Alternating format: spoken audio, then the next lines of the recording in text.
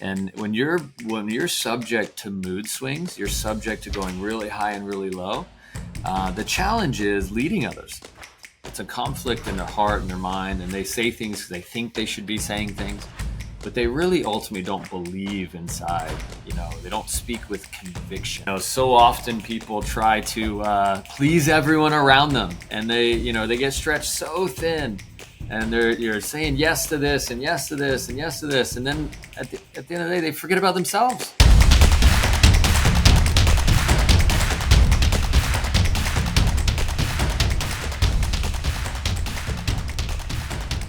All right, happy Friday. Good to see everyone. I see a few different people, offices that are in the audience today.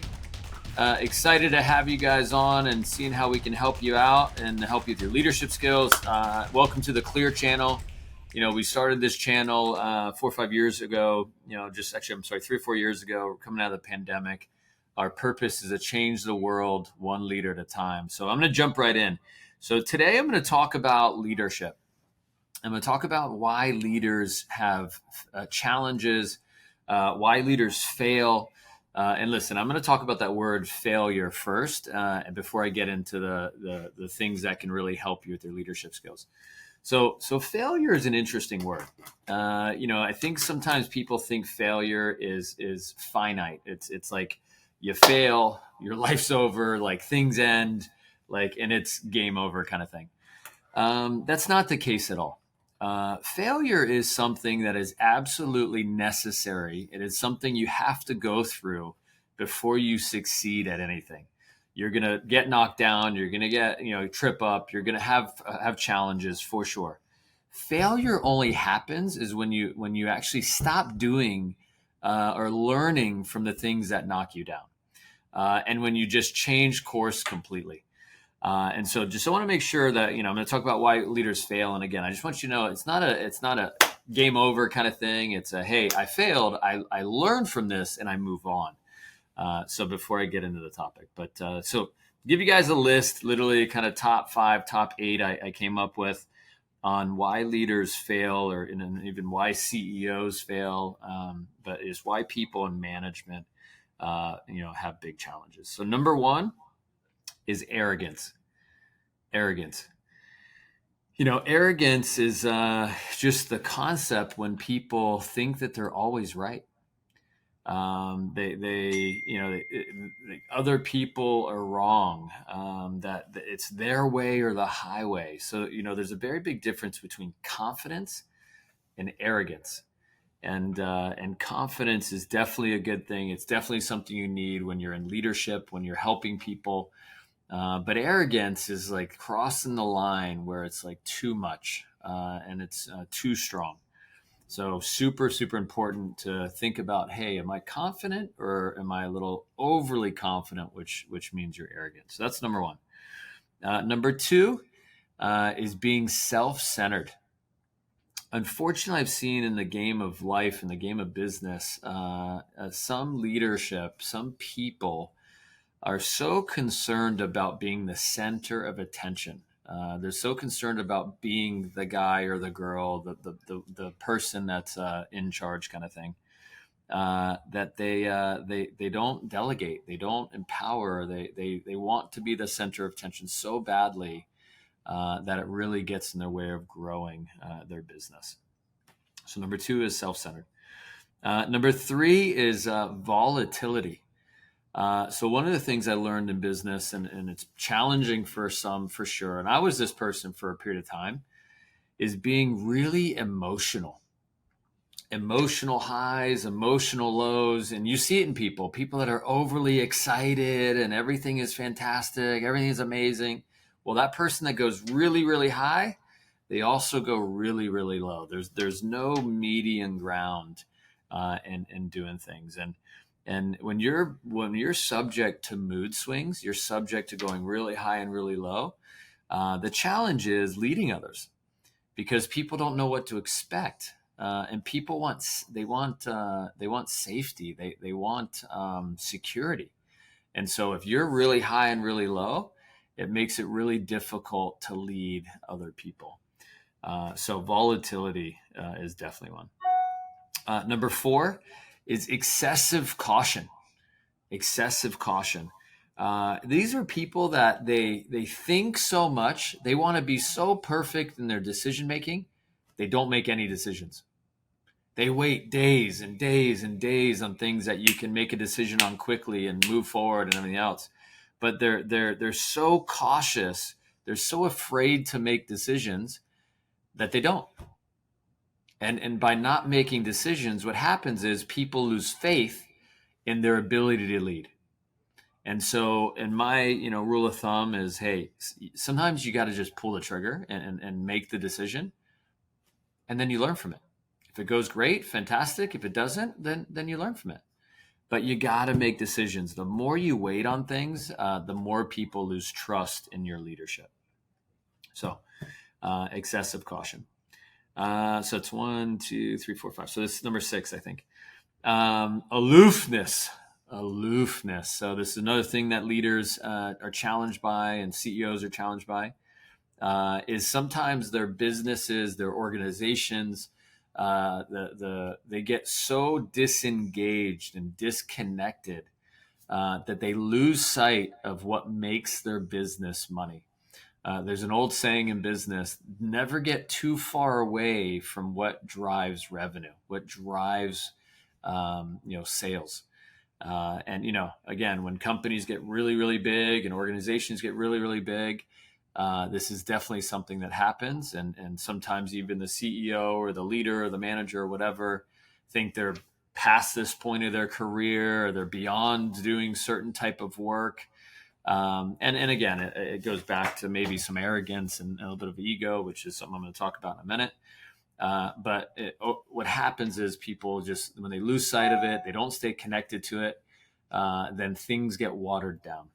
I know personally, I love being on the front lines. I love getting out and interacting with customers and the sales team, because it keeps me understanding of all the little things that we have to change, all the policies that I'm inspecting that are being followed, that I know drive performance and drive results and are scalable.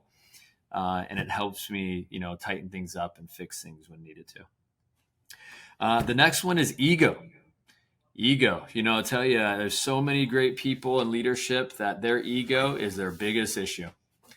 They're so prideful. They're sometimes even selfish, and they're in a place where they don't want to ask for help.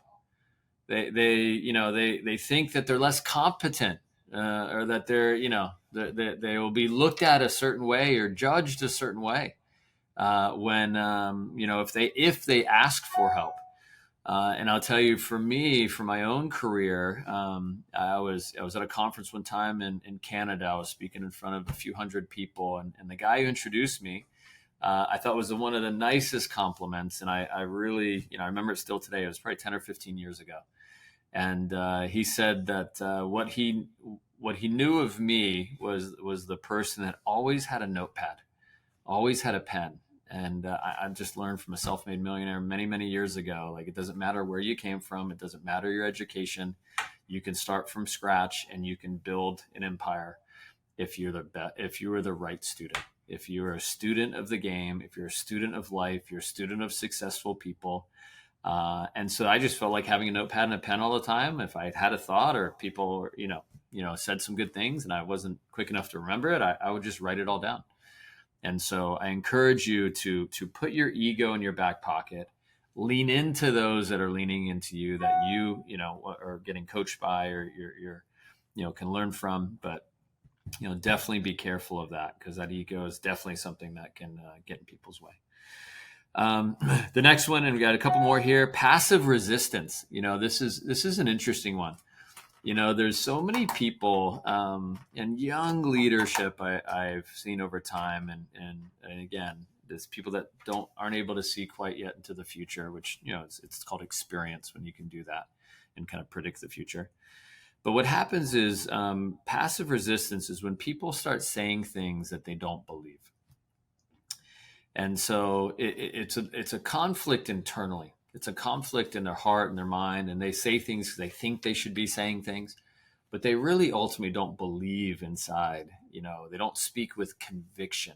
They don't speak with, that belief in themselves and belief in what's going to happen next. And I'll tell you, people can feel that. People can feel people that are, not being genuine, and they're not being real, and they're not being honest. And it's not they're not being honest; they're not connected to what they really believe. And so to learn from it, when people believe in what they're saying and believe in what they're doing, people feel that as well, right? So just be aware of that conversation inside, and how you set yourself up in leadership. The last two, perfectionism. This is definitely something that I think some people fall into, where they try to be so perfect. I remember being a young leader, a young person in business, and this was definitely something that I struggled at, and I was challenged by. I was trying to.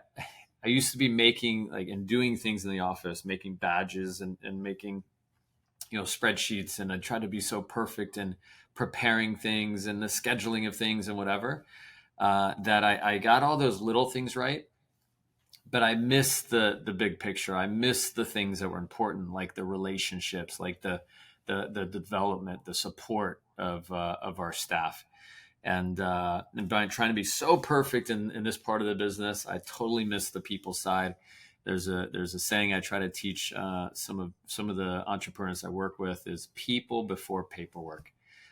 It's really important to connect with people and help people be amazing, because if people understand kind of the why behind things, they understand the belief system, the structure, the systems, their belief will translate into performance. And then you can fix the little things that have to get tidied up, which, I'm going to tidy up some things in our office as an example.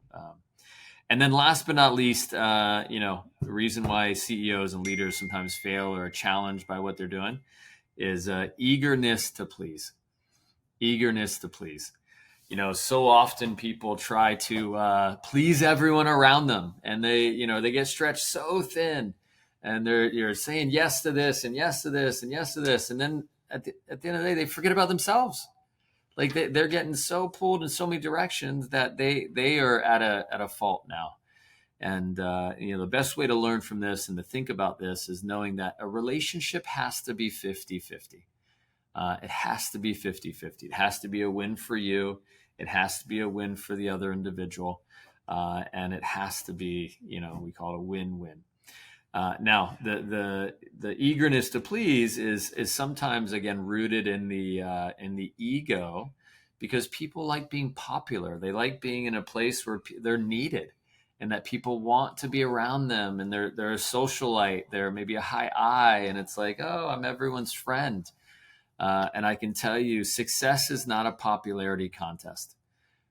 It's not about being popular. Maybe you become popular. Maybe that is something that happens to you. I don't know, but building the life you want and doing and living a life on your terms isn't always a popularity contest. I just know from my own life, my own experiences, that people along the way, when I said no, and the saying is, say no to the now, but yes to the request. So as an example, there's times where I have to make decisions. So I'll give you an example. Here in a week or two, there's some things I got to do locally in Detroit. I got a trip to Texas that I had already planned 3-4 weeks ago, that I got to meet a client and do some things on a Sunday. And after a call yesterday I have some things literally on that Monday that I have to get to mid-afternoon. My flight was going to be mid-afternoon, and I wasn't going to get back in time. I got to be back by like 5 to get to a meeting. And so instead of going to, a local office in Dallas to help support that location and do a thing, I'm jumping on a flight at 6 a.m. first thing the next morning and getting back here first thing so I can get to the meeting I have to get to grow the market here locally. And so that's not going to go over well with the local people in Dallas that I'd already told I was going to go meet and go hang out with.